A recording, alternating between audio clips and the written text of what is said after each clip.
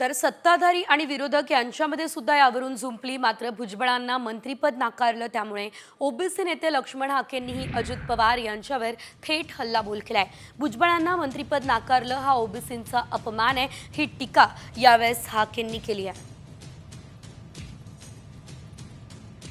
अजितदादा पवारांना जयंत पाटील आणि रोहित पवारांना मंत्रिमंडळात घ्यायचं असावं म्हणून त्यांनी सांगली जिल्ह्याच्या वाट्याला येणारं पडळकरांचं मंत्रिपद त्यांनी थांबवून ठेवलं आणि रोहित पवारांना मंत्रिमंडळात घ्यायचं असावं म्हणून त्यांनी भुजबळांना डावललं असा माझा आरोप आहे।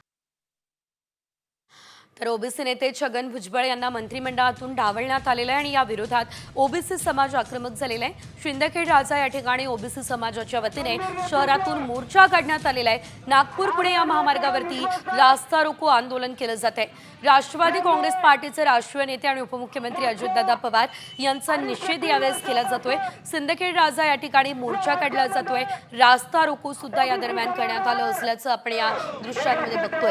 एकीकडे भुजबळांना मंत्रिपद नाकारण्यात आलं, मात्र भुजबळ तर नाराज आहेतच, मात्र त्यांच्यासोबत भुजबळांचे जे समर्थक आहेत ते सुद्धा आक्रमक झाले असल्याचं बघायला मिळत आहे।